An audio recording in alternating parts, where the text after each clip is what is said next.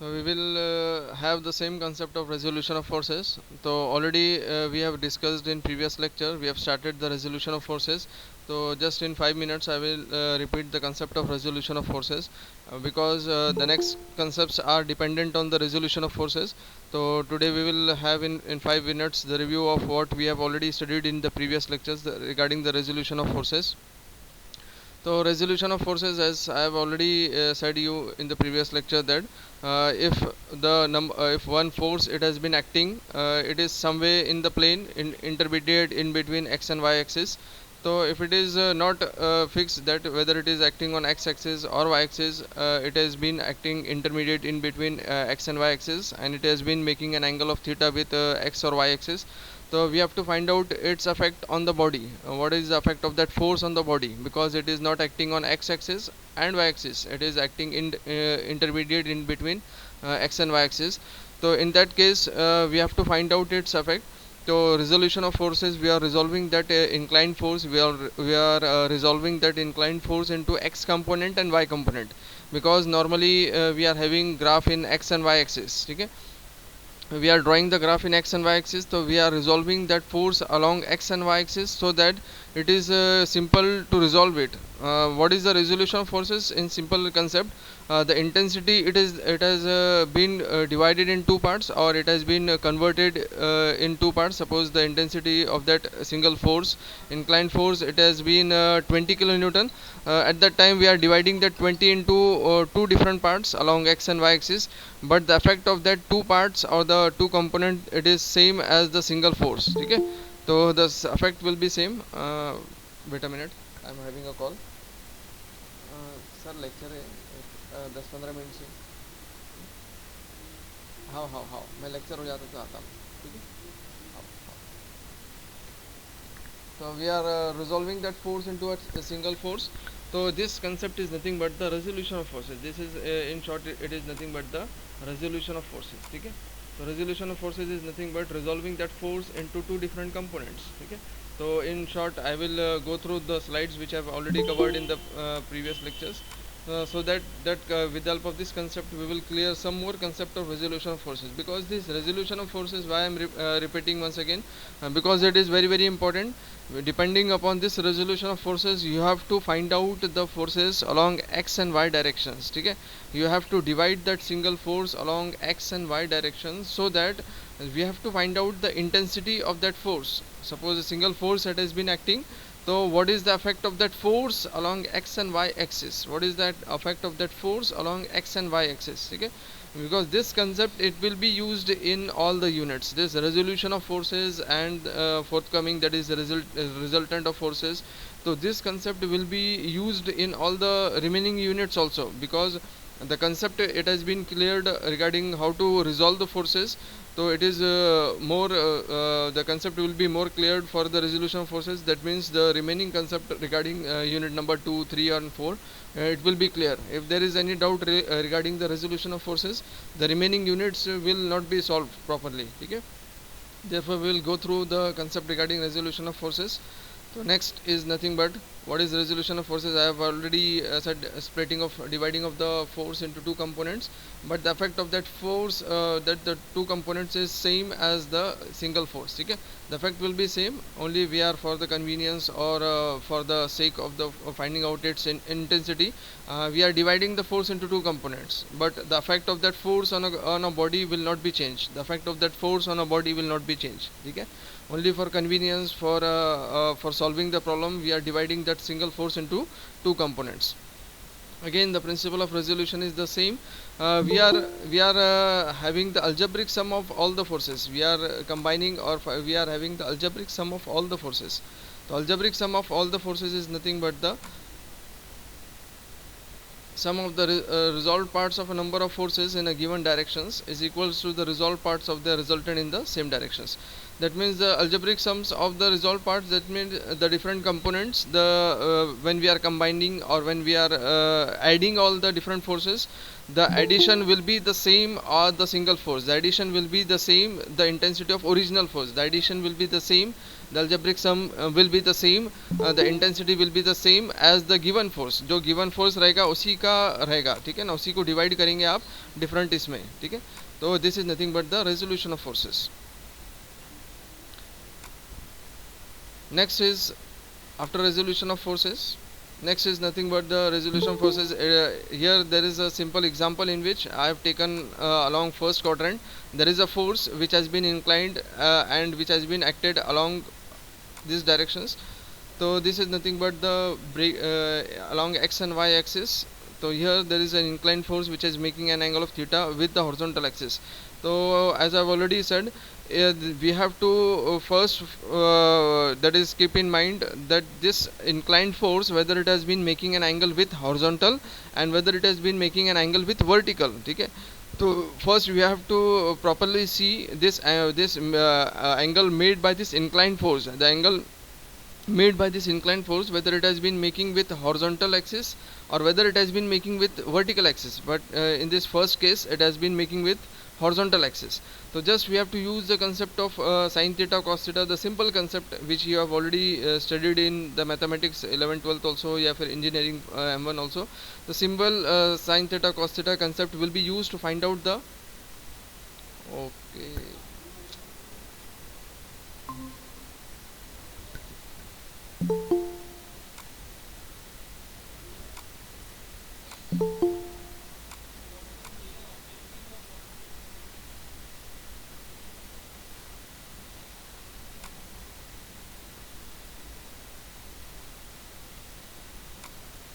You are not audible, sir. okay. My screen is visible. My screen. Yes, Yes, sir. sir. Okay, Yes, sir. because Yes, sir. there was network problem, so screen was not visible. So okay.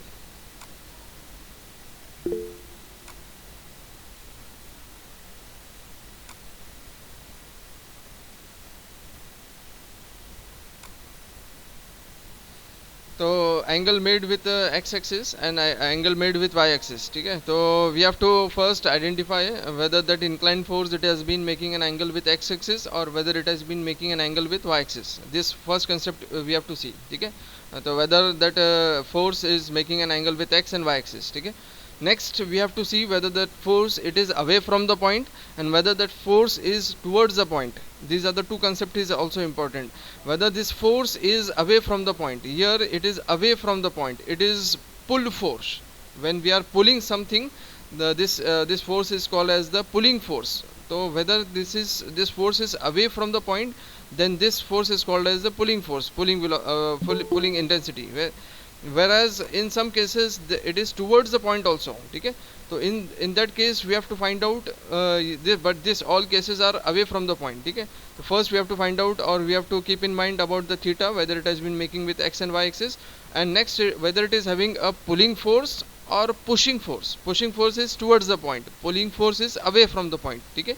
कोई चीज़ पुल हो रही है, खींच रहे हैं, तो that means away from the point. कोई चीज़ push हो रही है, जैसा अगर मैंने टेबल को पुश किया या फिर मेरा पास जो भी इक्विपमेंट है उसको मैंने पुश किया, that means towards the point मैंने फोर्स अप्लाई किया, ठीक है. बट ये जो एग्जांपल्स है वो पुलिंग फोर्स का एग्जांपल है. तो ये दो these two things it has to be kept in mind. First the theta and next is the whether it is a pulling force or pushing force. So here in this all three figures there is a pulling force is there. This F is acting away from the points, that means it is a pulling force. Next is what is sin theta concept. What is sin theta? Sin theta is nothing but opposite upon hypotenuse. The opposite in this case, opposite is this side, but here we have drawn parallel to this Fy. Here also there is, if we are drawing a dotted portion here, so this portion is also Fy, that means opposite side is Fy, and hypotenuse is the original force F. Hypotenuse is the original force F. So just by cross multiplications, so Fy is equals to F sin theta. Fy it comes to be F sin theta. Same way, what is the concept of cos theta? Cos theta is adjacent upon hypotenuse. Cos theta is adjacent upon hypotenuse. So what theta opposite side was this, Fy was the opposite side. What about this? Fx is in this case is the adjacent side. So adjacent upon hypotenuse, that means Fx upon hypotenuse. Hypotenuse is the original force F. After simple cross multiplications, the Fx is it comes to be F cos theta. तो one thing it has to be kept in mind, if it is making an angle with horizontal axis, that means horizontal component of this force will be cos theta. Horizontal component of this force will be cos theta, जिससे angle made होता है fast way में. क्योंकि अगर आप यही confuse रहेंगे कि cos थीटा कहाँ रहेगा, sin थीटा क्या रहेगा, या फिर ये इसमें अगर टाइम वेस्ट होगा तो we can not solve the complete problem. तो सिंपल वे में याद रखो कि जिससे एंगल मेड होता है वो cos थीटा बन जाता है, जिससे दूसरा जो रहेगा वो साइड वो sin थीटा बन जाता है. ठीक है. अब ये जैसा एंगल हॉरिजॉन्टल से मेड हो रहा है, तो हॉरिजॉन्टल देखो यहाँ पे क्या बन गया, F X is equals to F cos theta, original force into cos theta. अब एफ आई में यहाँ पे एंगल नहीं था, तो एफ आई क्या बन गया, साइन थीटा. एफ आई क्या बन गया, F I is equals to original force into sine theta, original force into sine theta. अब देखो सेकंड केस में क्या हो गया कि angle made with vertical Y axis. ठीक है. तो अब वर्टिकल वाई क्या बन जाएगा, एफ वाई क्या बन जाएगा, कॉस थीटा बन जाएगा, क्योंकि एंगल किससे बन गया, वो तो वर्टिकल से. तो एफ वाई बन गया एफ कॉस थीटा. रिमेनिंग क्या बन गया, साइन थीटा. रिमेनिंग क्या बन गया, साइन थीटा. और एक सिंपल कंसेप्ट में देखो, जैसा जैसा एंगल मेड होता है तो इसका शेप कैसा बनता है, सी शेप बनता है. देखो दिख रहा है C shape, it is as good as C shape. ठीक है, ये सी शेप बन रहा है. तो C shape that means it is the alphabetical C is nothing but the cos theta. C is nothing but the cos theta. तो C shape is nothing but, जहाँ पे भी सी शेप बनता है जब और एंगल मेड होता है तो वो कंपोनेंट बन गया कॉस थीटा. ठीक है. रिमेनिंग बन गया साइन थीटा. तो ये फास्ट वे में है कि जो सिंगल फोर्स रहेगा तो कौन सा कॉस थीटा बनेगा, कौन सा साइन थीटा बनेगा. ठीक है. अब ये third case is also important, जिसमें ये एफ एक्स तो रहेगा वैसे ही, एफ आई तो अलॉन्ग एक्स वाई एक्सिस तो है ही है अपना ग्राफ का. अब यहाँ पे in the form of slope है, यहाँ पे directly theta was given but here in it is in the form of slope. That means एक कुछ डिस्टेंस से एक्स का और कुछ डिस्टेंस से वाई है. अब मेरे को ये फाइंड करना है कि ये जो दोनों के बीच में जो थीटा है, how to find out this theta. तो this theta concept is also important, how to find out this theta. तो we have to take fx by similarity of triangles, this complete fx part divided by this small x distance, that is equals to fy, and this small distance y, that is equals to again the original force F and d. What is d? D is equals to that is the Pythagoras theorem. D is equals to the diagonal square root of x square plus y square. It is square root of x square plus y square. ये इससे भी निकाल सकते हैं, मतलब ये फॉर्मूले से. और सिंपल वे में अगर ये देखेंगे आप, ये ट्रायंगल है, ये ट्रायंगल कहाँ पे मेड हो रहा है, तो एक्स के थोड़ा नज़दीक में यहाँ पे theta, it is there will be a theta here. ठीक है. तो दिस थीटा, तो with help of this theta we have to we can find out theta is nothing but tan inverse of y by x से भी निकल सकता है, या फिर ये जो मैंने जो कंसेप्ट बताया है तो वो कंसेप्ट से we can find out the that is the distances F x F I force भी निकाल सकते हैं आप. ठीक है. तो जैसा बताया मैंने कि position of angle it is important, direction is also important. ठीक है. Sign convention is again important. जैसा आपने ग्राफ ड्रॉ करते हैं, कोई भी एक ग्राफ ड्रॉ करते हैं, तो एक्स एक्सिस का राइट साइड अगर एक्स एक्सिस पास हो रहा है तो that will be positive, left side रहेगा तो नेगेटिव रहेगा. तो यही कंसेप्ट मैंने बताया जो ग्राफ में यूज़ होता है आपका. तो right side of the graph will be horizontal में ग्राफ में एक्स एक्सिस में पॉजिटिव रहेगा, लेफ्ट साइड में नेगेटिव रहेगा. अपवर्ड अगर ग्राफ में रहता है तो पॉजिटिव रहता है, और डाउनवर्ड रहता है तो नेगेटिव रहता है. तो यही कंसेप्ट अपने sign conventions will be use for finding out the forces. जैसे जैसे आप फोर्सेस निकालेंगे तो ये कंसेप्ट ही यूज होगा to find out the forces in the members. ठीक है. Right side positive, left side negative, up side positive, downward negative. तो अगर एक भी प्लस माइनस में चेंज होता है, एक भी माइनस प्लस में चेंज होता है, that means the whole question will be wrong, the whole answer will be wrong, the whole solution will be wrong. ठीक है. तो every plus minus sign is important. Next is ये fourth quadrant का ये figure है, जिसमें it is making an angle theta with the y axis. तो same देखो यहाँ पे वही कंसेप्ट है, बट ये important is this minus part. ठीक है. तो माइनस कंसेप्ट यहाँ पे समझाया गया कि this again I have said that जिससे एंगल मेड होता है वो क्या बन जाता है, कॉस थीटा. तो अगर अभी एंगल मेड हो रहा है वाई एक्सिस, तो एफ आई क्या बन गया, एफ आई क्या बन गया, कॉस थीटा. और यहाँ पे एंगल नहीं था तो यह क्या बन गया, साइन थीटा. अब ये important is why this minus sine comes. तो बिकॉज दिस इज जब ये राइट साइड हो रहा है तो ये डाउनवर्ड रहता है, तो F I it is negative, but ये राइट साइड जा रहा है तो it is sorry it is positive. Here it is positive, F x is positive and F I is negative. F x is positive and F I is negative. यहाँ पे गलती से negative हो गया है. F x is positive and F I is negative in this case. So this concept is again clear for this first quadrant, second quadrant figure, third quadrant figure and fourth quadrant figure. ठीक है. तो as angle made with horizontal, so f cos theta, f sin theta, both are along the that is positive side of the graph.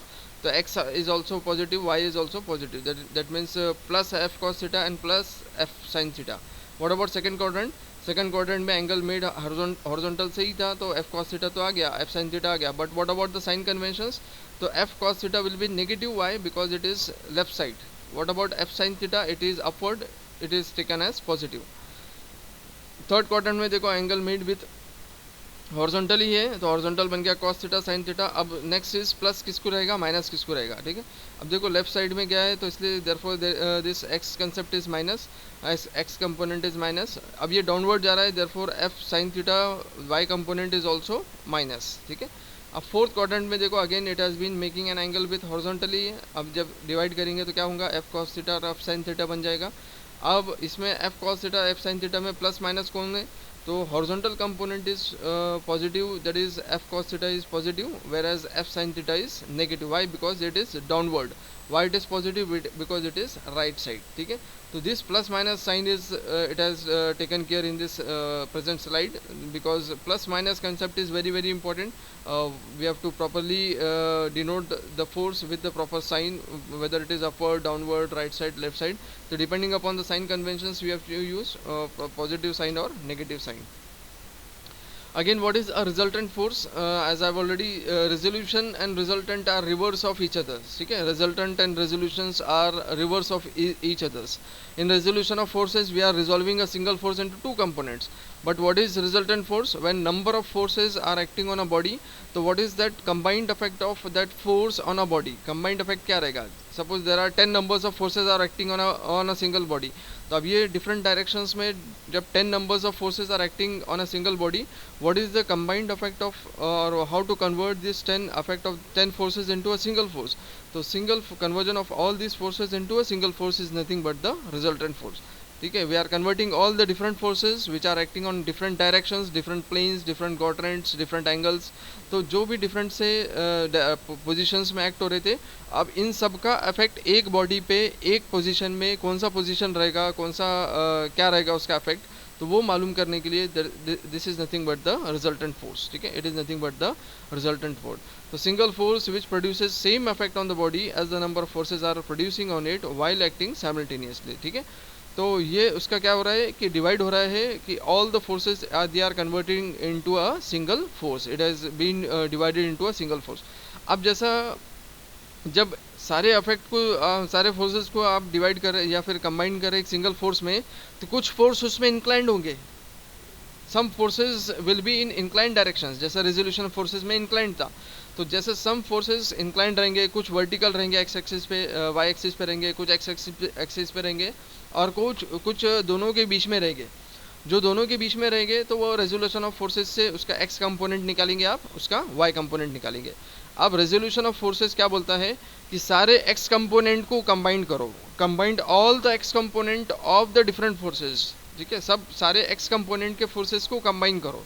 Next क्या करो, सारे Y forces को combine करो, ठीक है. तो summation of all x forces, ठीक है, summation of all y forces and the resultant. What is the formula to find out this resultant? Again, it has been denoted by capital R. The capital R is equals to that is square root of summation fx square plus fy square, summation of fx square all horizontal forces square and all vertical forces square.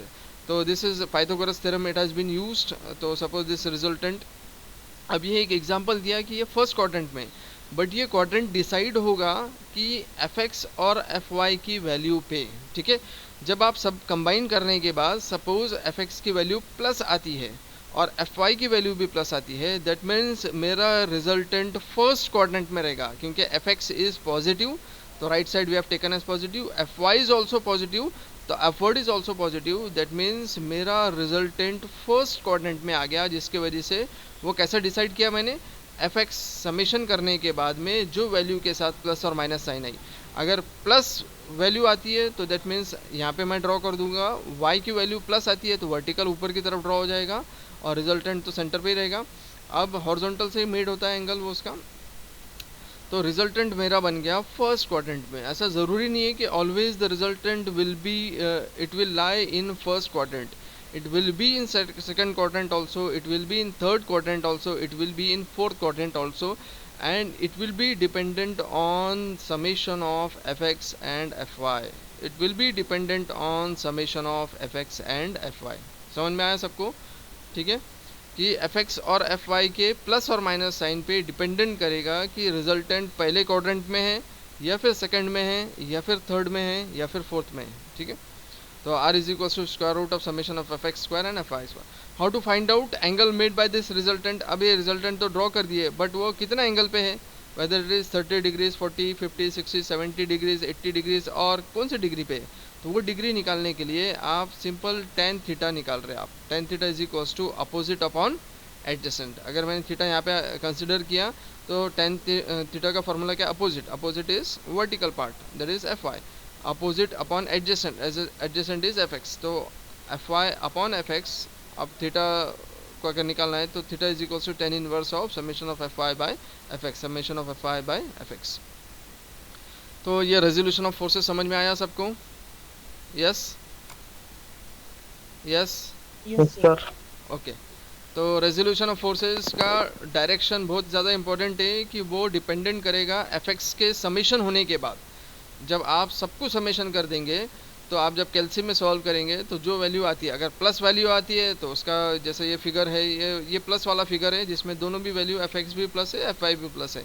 मगर suppose example में देखो, मेरे पास fx negative आता है और fy positive आता है, तो कौन सा क्वाड्रेंट रहेगा मेरे पास?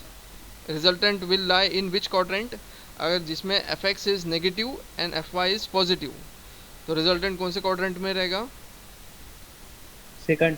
यस, सेकंड क्वाड्रेंट में. ठीक है ना, क्योंकि fx अगर मैं यहाँ पे ड्रॉ करता हूँ तो fx इज नेगेटिव, तो फिर सेकंड क्वाड्रेंट में नेगेटिव आता है और fy ऊपर ही रहेगा पॉजिटिव. तो अब resultant will lie in the second quadrant. Resultant will lie in the second quadrant क्योंकि fx आ गया नेगेटिव और fy आ गया पॉजिटिव. तो ऐसे आपको क्वाड्रेंट डिसाइड करेगा कि कौन सा रिजल्टेंट कौन से क्वाड्रेंट में रहेगा, तो वो डिसाइड होगा fx और fy की वैल्यू में. और वैसा रिजल्टेंट की वैल्यू निकालेंगे आप square root of fx square fy square और थीटा निकालेंगे आप. उसका मतलब एंगल कैसे मेड होता है वो tan inverse of fy by fx.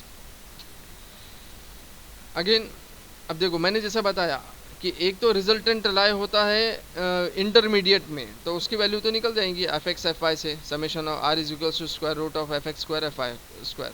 मगर अगर प्रॉब्लम में बोलता है कि रिजल्टेंट हॉरिजॉन्टल है, मतलब रिजल्टेंट बीच में नहीं है, ठीक है, रिजल्टेंट हॉरिजॉन्टल है, तो क्या मतलब है कि वो resultant will lie in fx plane. Resultant will lie in fx plane मतलब fx की वैल्यू निकालना पड़ेगा fx क्यू, और वो fx की value will be the resultant. क्योंकि क्वेश्चन में क्या बोल रहा है, इफ रिजल्टेंट इज हॉरिजॉन्टल, मतलब रिजल्टेंट हॉरिजॉन्टल है, इंक्लाइंड नहीं है. इंक्लाइंड होता तो fx निकालते, fy निकालते, r is equal to square root निकालते, सारे काम करते. बट मेरे पास रिजल्टेंट हॉरिजॉन्टल है, क्या मतलब कि r is equal to resultant will lie only in fx summation of fx. ठीक है, और अदर वर्ड्स fx में रहेगा तो fy क्या बन गया उसका, दूसरे वर्ड में summation of fy is zero, summation of fy is zero. जब ये हॉरिजॉन्टल वर्ड आता है तो हॉरिजॉन्टल स्टैंड्स फॉर fx और fy क्या बन गया, दूसरी साइड क्या बन गई, जीरो. मतलब यहाँ पे रिजल्टेंट नहीं है तो ये जीरो बन गया. बट ये वैल्यू निकालना पड़ेगा आपको, है ना, वो प्रॉब्लम में अपन देखेंगे. ये प्रॉब्लम में ये सेंटेंस कहाँ पे यूज़ होता है. अब समझो मेरा क्वेश्चन में आता है कि मेरा रिजल्टेंट वर्टिकल है, क्या मतलब कि y डायरेक्शन में है, मतलब मेरा रिजल्टेंट y में है, x में नहीं है, y में है. y में है क्या मतलब कि r is equals to summation of fy, r is equals to resultant is equals to it will lie in the y directions. That means x direction is zero, summation of all x forces are zero, summation of all horizontal forces are zero. ठीक है, resultant acting at negative x axis, क्या मतलब left side, simple word में.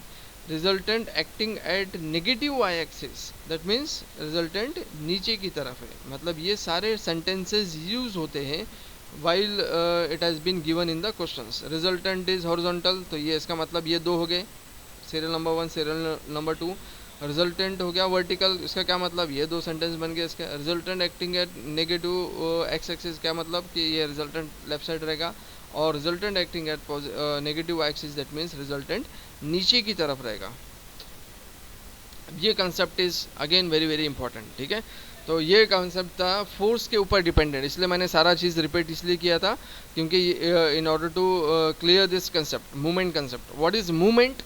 Movement is nothing but turning effect. मतलब कोई भी चीज़ आप turn कर रहे हैं, जैसा मेरे पास पेन है, ठीक है। अब मैं पेन के टिप पे, पेन का टिप है, टिप पे मैंने एक फोर्स एक्ट किया जो पेन को टर्न कर रहा है, पेन को क्या कर रहा है, टर्न कर रहा है, ठीक है। मैंने पेन लिया, मेरे हाथ में पकड़ा हूँ, दोनों उंगली से मैंने क्या किया, लेफ्ट हैंड पे मैंने पेन होल्ड किया और राइट हैंड के एक फिंगर से मैंने उसके टिप पे फोर्स अप्लाई किया, तो क्या होगा, पेन पेन रोटेट होगा, पेन मूव होगा। तो this turning effect is nothing but the, this turning effect is nothing but the movement, ठीक है। इसको क्या बोलेंगे आप, मूवमेंट बोलेंगे। The turning effect produces bye the force on the body, the turning effect of a force, the turning effect produce by the force on the body. तो ये जो टर्निंग इफेक्ट हो रहा है, जो बॉडी को टर्न कर रहा है, तो this will create a movement, this will create a movement. ये क्या प्रोड्यूस कर रहा है, वो मूवमेंट क्रिएट कर रहा है, ठीक है। तो mathematically movement is equals to force into perpendicular distance. क्या मतलब हो गया कि फोर्स और उसका perpendicular distance, this is nothing but the movement. Force into a perpendicular distance, तो फोर्स होता है और उसका जो परपेंडिकुलर डिस्टेंस रहेगा, this will results in the movement, ठीक है। इसको क्या बोलेंगे आप, मूवमेंट बोलेंगे। Force into perpendicular distance is nothing but the movement, ठीक है। तो अगर समझो मेरे पास एक फोर्स अप्लाई हो रहा है यहाँ पे, ये मेरे पास एक सिंपल बीम है, ठीक है, और मैंने क्या किया, यहाँ पे फोर्स अप्लाई किया,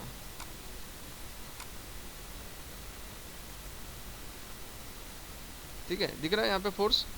तो यहाँ पे मैंने क्या किया, ये मेरे पास क्या है, एक मेरे पास पेन था या फिर एक कोई एक बॉडी थी, यहाँ पे मेरे पास हॉरिजॉन्टल बॉडी थी। अब मैंने यहाँ पे क्या किया, इसको फोर्स अप्लाई किया, ये फोर्स मेरा यहाँ पे ऐसा अप्लाई हुआ, ठीक है।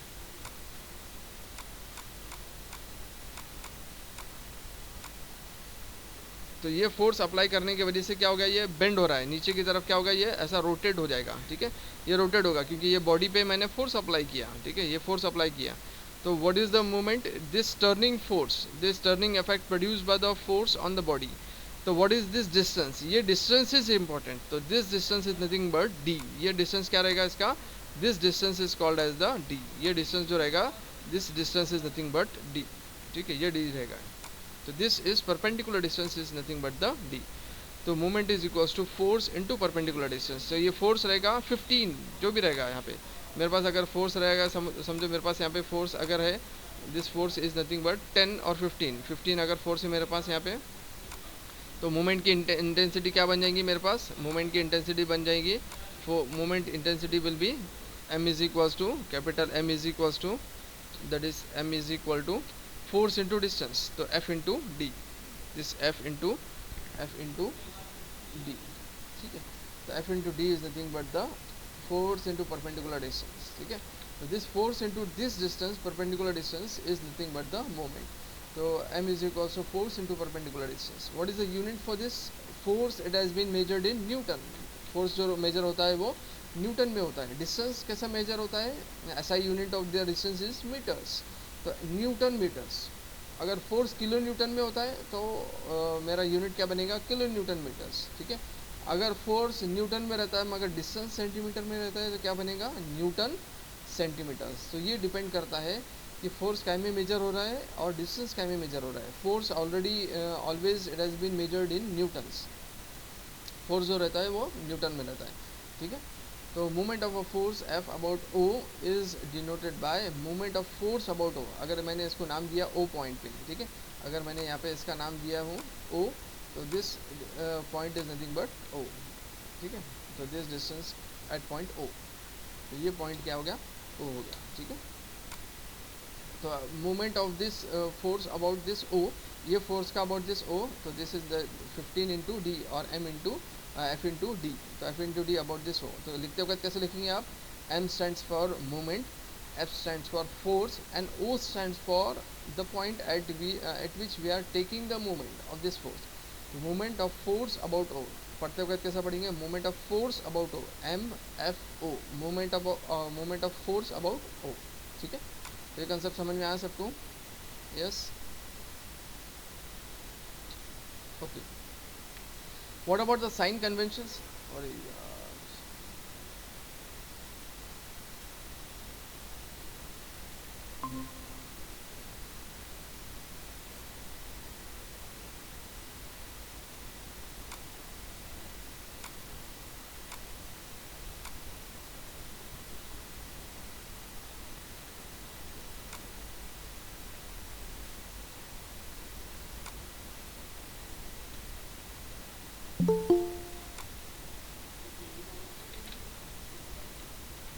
ओके, मूवमेंट कंसेप्ट समझ में आया सबको?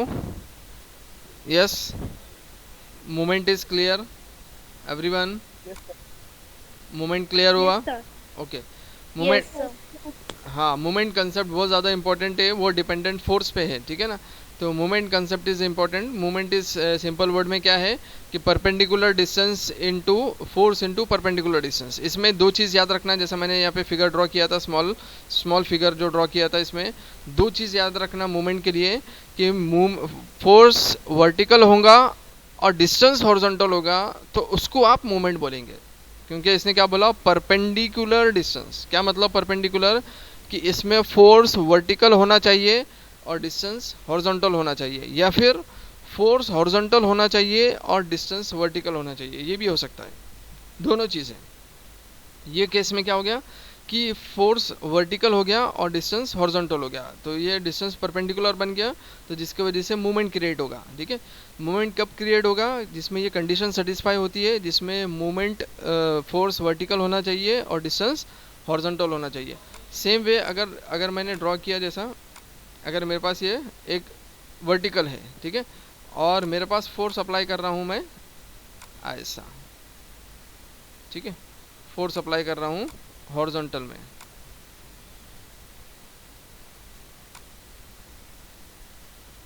ठीक है। तो ये अब ये कंसेप्ट में क्या हो गया कि डिस्टेंस हो गया vertical, this distance is nothing but vertical,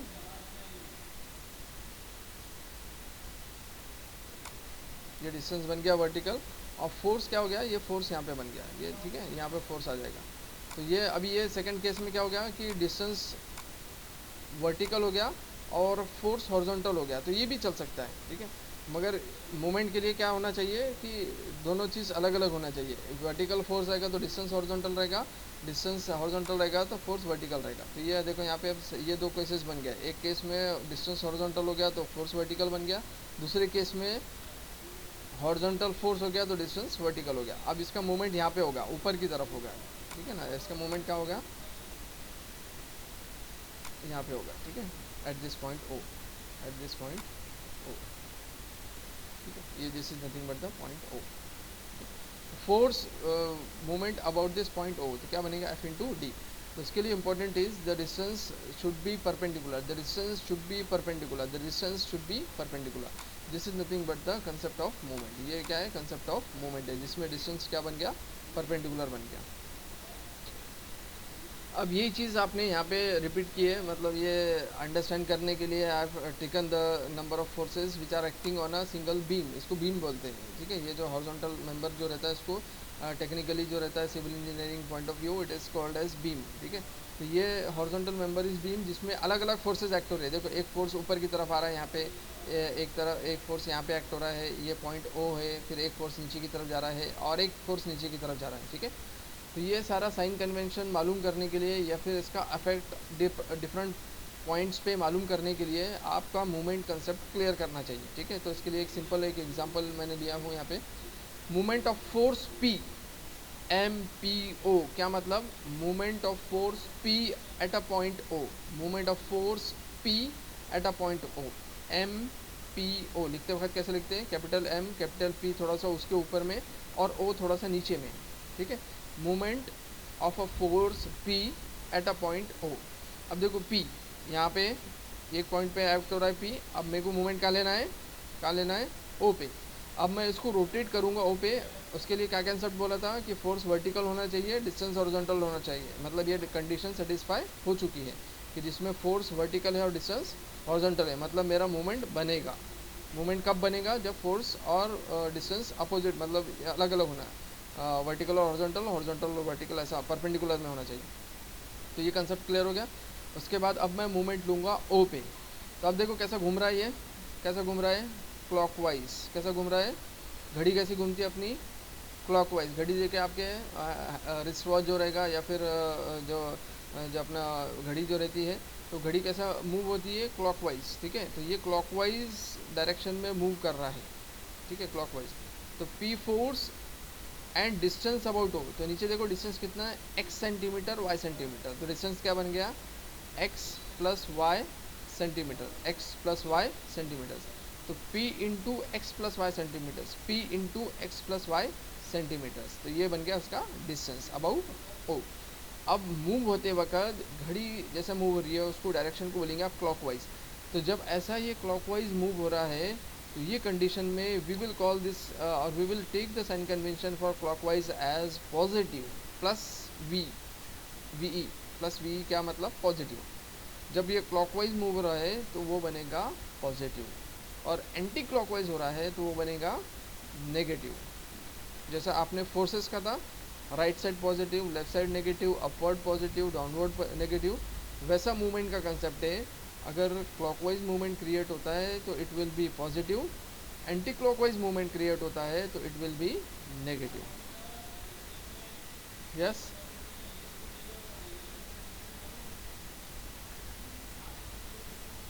next is movement of force Q about O. Movement of this force Q about O, again ये देखो कैसा, पहला कंडीशन क्या है कि फोर्स और डिस्टेंस परपेंडिकुलर, वर्टिकल हॉरिजॉन्टल, ये कंडीशन सेटिस्फाई हो गई। नेक्स्ट अब इसका मूवमेंट रोटेट करो, रोटेट करो इसको। कैसा कैसा रोटेट हो रहा है, कैसा रोटेट हो रहा है, क्लॉकवाइज। कैसा रोटेट हो रहा है, क्लॉकवाइज। तो again movement of this force Q about this is nothing but clockwise. तो Q into Y, Q into Y. what is the unit, newton centimeters. Okay, movement of force are, third conditions, movement of force are about o, are about o। ये कैसा rotate हो रहा है, देखो कैसा हो रहा है, क्लॉकवाइज, बट इसका डिस्टेंस क्या बन गया, z। तो r z, r z, r is just मतलब इसकी वैल्यू आगे आएगी 10 20 30, एक मतलब एक बेसिक है इसलिए r इंटू जेड है। जेड भी अगर 10 20 30 40 आ सकता है, तो Newton centimetre. Third is m, movement of force s about o, movement of force s about o, मतलब ये s अबाउट o। अब देखो ये कैसे रोटेट हो रहा है, अगेन ये क्लॉकवाइज की तरफ रोटेट हो रहा है। ठीक है, ऐसा रोटेट। तो z into Z plus W, distance क्या बन गया, z प्लस डब्ल्यू। तो w प्लस जेड और z plus W, s into Z plus W. ठीक है, तो साइन कन्वेंशन समझ में आया सबको, yes, clockwise, have you understood the concept of clockwise, yes everyone, Yes, sir. Yes, sir. बहुत इंपॉर्टेंट है ये क्लॉकवाइज का कंसेप्ट। और ये फिगर में ये सारे क्लॉकवाइज के कंसेप्ट क्लियर हो गए। ठीक है, तो movement is nothing but force into distance. तो इसके लिए सेटिस्फाई करने के लिए फोर्स वर्टिकल होना चाहिए और डिस्टेंस हॉरिजॉन्टल, या फिर डिस्टेंस वर्टिकल और फोर्स हॉरिजॉन्टल, जैसा भी हो सकता, मगर ये परपेंडिकुलर होना चाहिए एक दूसरे को। ठीक है, तो ये सारे एक दूसरे को परपेंडिकुलर है, फोर्स और हॉरिजॉन्टल डिस्टेंस से सारे एक दूसरे को परपेंडिकुलर है। बस ये कंसेप्ट इंपॉर्टेंट है मूवमेंट क्रिएट होने के लिए, मूवमेंट बनने के लिए। अब देखो एंटी क्लॉकवाइज का कंसेप्ट है, movement of force p about o, movement of this force p about this point o।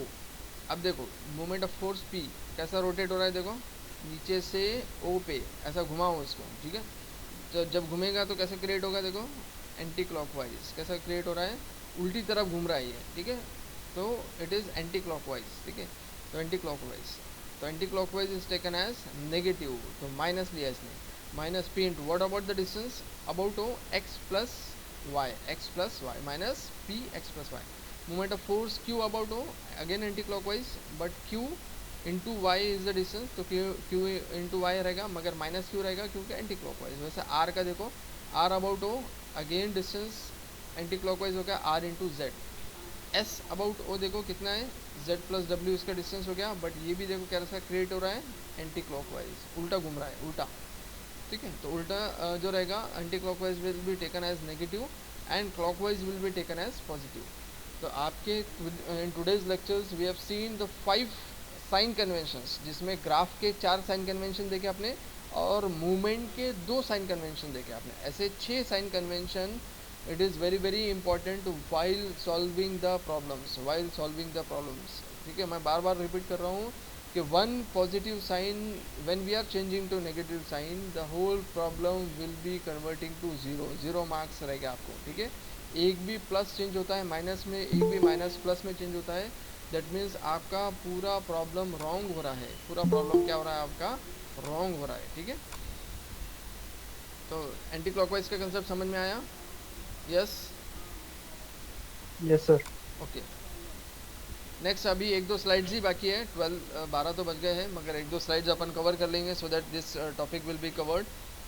वेरिग्नेंस theorem क्या बोलता है, देखो वेरिग्नेंस थ्योरम, तो वेरिग्नेंस थ्योरम भी मूवमेंट पे डिपेंड होता है। Varignon's theorem it is totally dependent on movement. तो क्या बोलता है वेरिग्नेंस थ्योरम, देखो यहाँ पे लिखते हो, देखो summation of all movement of a force about O, movement of a force about O लिखते वक्त देखो ये all this sentence is very very important, this alphabets is also important।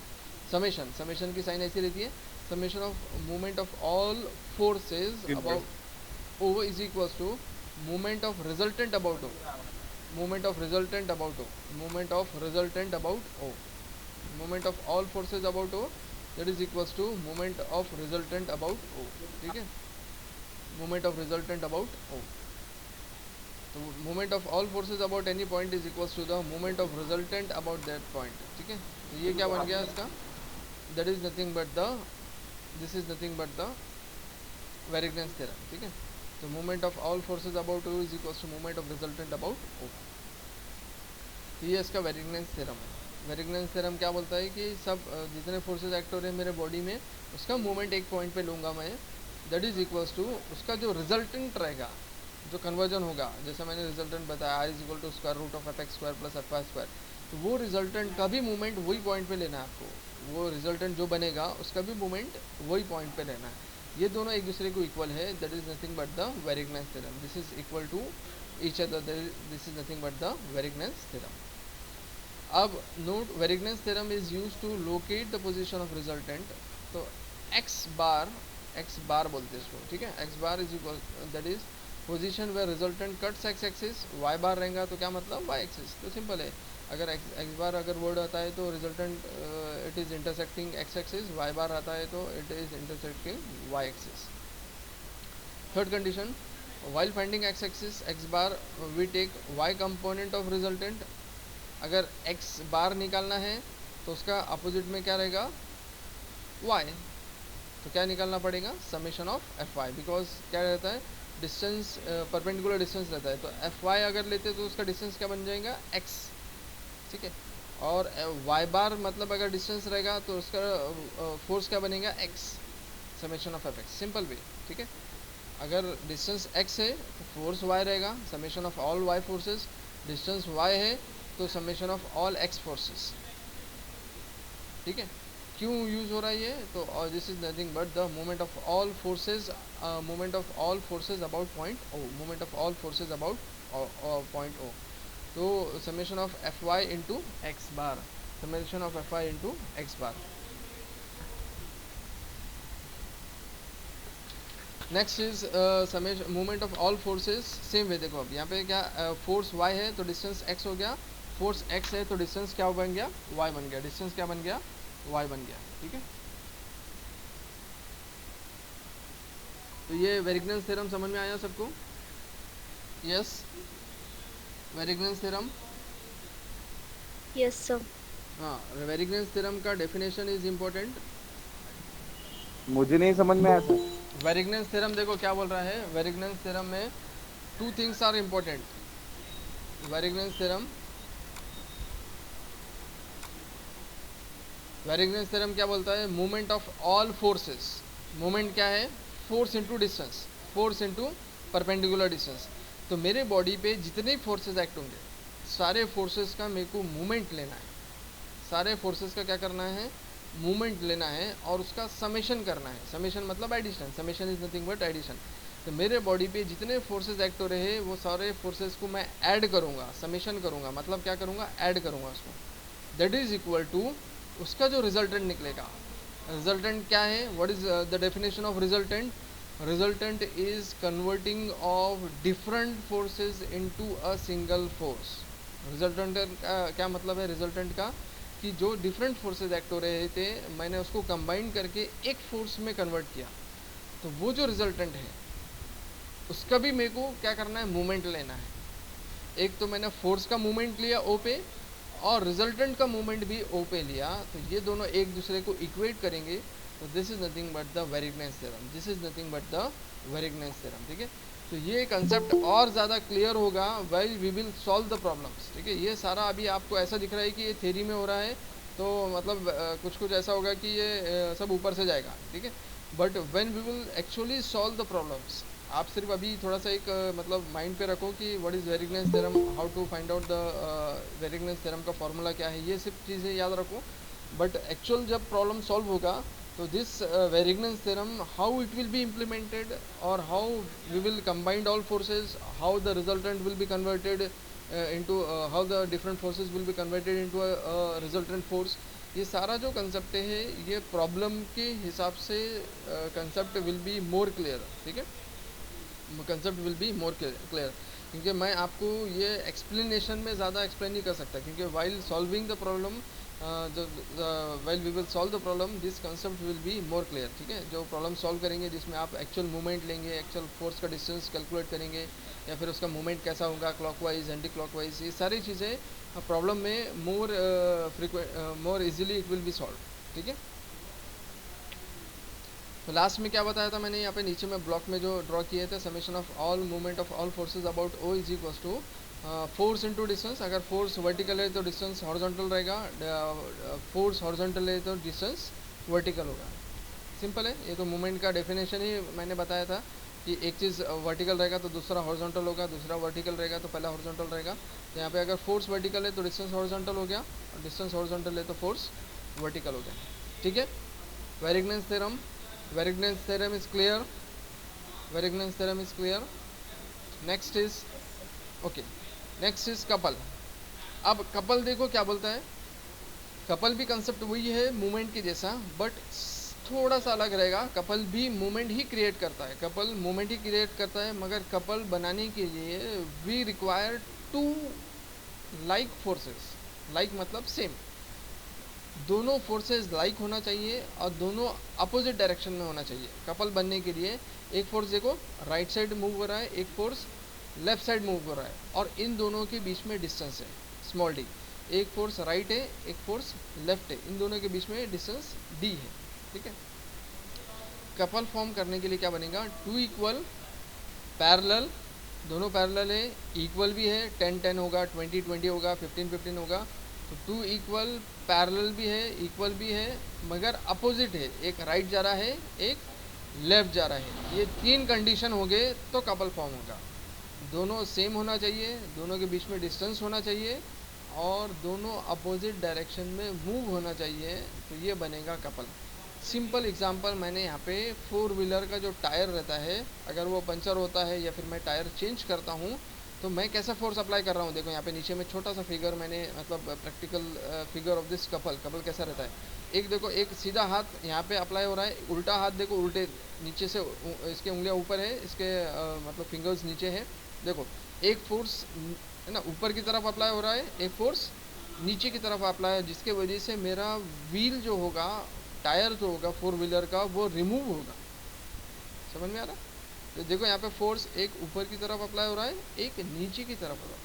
तो practical example of this couple is nothing but this tyre, four wheeler tyre का जो अपन tight करते हैं या फिर रिमूव करते हैं जब पंचर होता है या फिर टाइट हो रहा है। तो ये जब फोर्स अप्लाई हो रहा है, ये जो मतलब ये जो रहता है इसमें पाना जो रहता है, तो जिसमें जो फोर्स अप्लाई कर रहे हैं अपन, तो this is the practical example of couple. ठीक है, तो these are the two forces, क्योंकि ये हाथ इंसान की मतलब ये दोनों फोर्स सेम ही हो रहे हैं ना। यहाँ पे एक राइट हैंड एक लेफ्ट हैंड है, मतलब force is same, but it is separated by some distance. ये बार का जो डिस्टेंस रहेगा, जो भी रहेगा सेंटीमीटर्स में, वो डिस्टेंस है। Sir, you are not audible. Audible audible audible You are audible, sir. Audible, okay.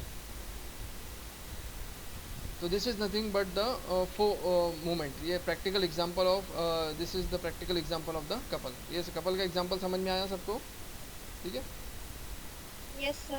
Yes, sir. हाँ, ये टायर जब Yes, अपन sir. है ना, टायर जो खोलते हैं या फिर टाइट करते हैं, तो अपना हाथ से ही अपन एक नीचे की तरफ फोर्स अप्लाई कर रहा है, एक ऊपर की तरफ हो रहा है। तो जब वो ऊपर नीचे ऐसा फोर्स अप्लाई होगा तो टायर में मैं टाइट भी कर सकता हूँ और टायर को रिमूव भी कर सकता हूँ। जब मैं पंचर होगा या फिर ऐसा कुछ होगा तो मैं रिमूव भी कर सकता हूँ। तो this is nothing but the practical example of couple.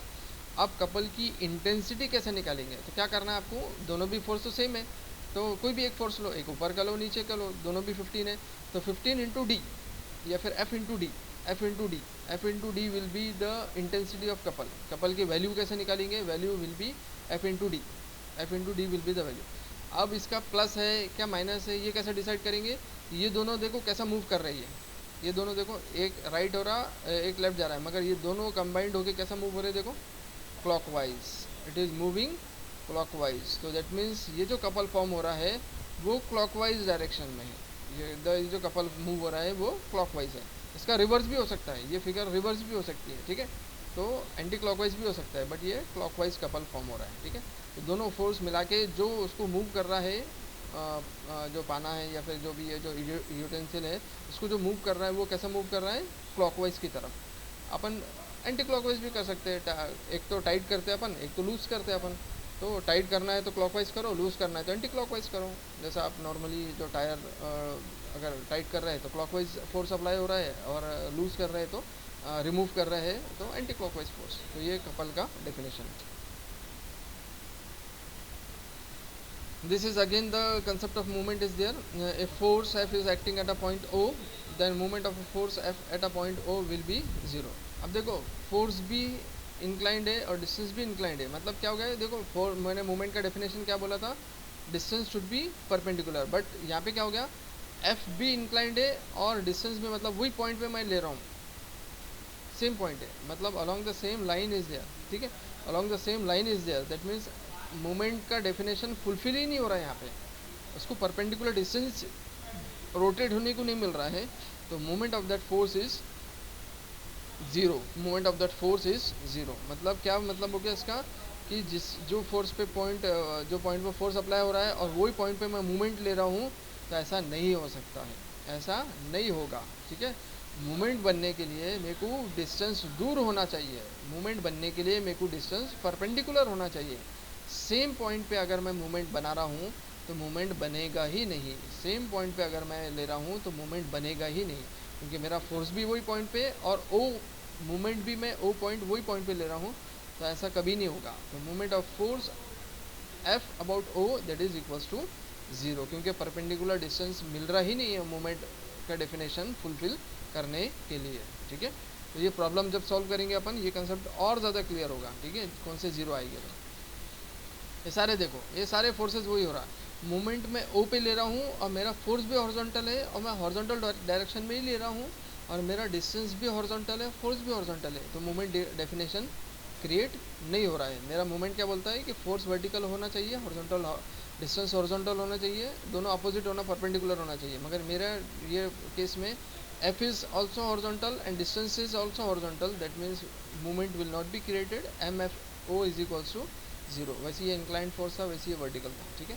तो ऐसे केस में ये ज़ीरो बनता है, मूवमेंट विल बी ज़ीरो।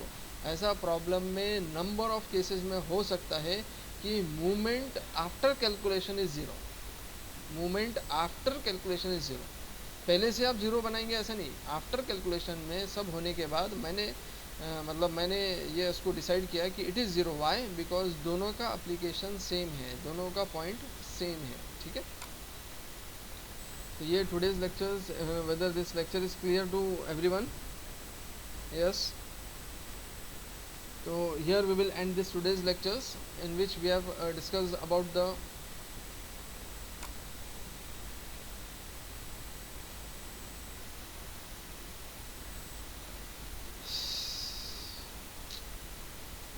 क्या यार, ये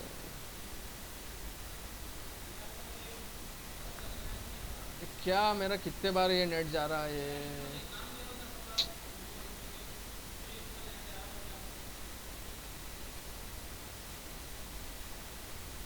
अरे सर सब इंटरेस्ट खत्म हो जाता है यार, ऐसा करेंगे बच्चे आखिरी टाइम पे, कल भी ऐसी हुआ, आखिरी टाइम पे नेट गया, आखिरी टाइम पे।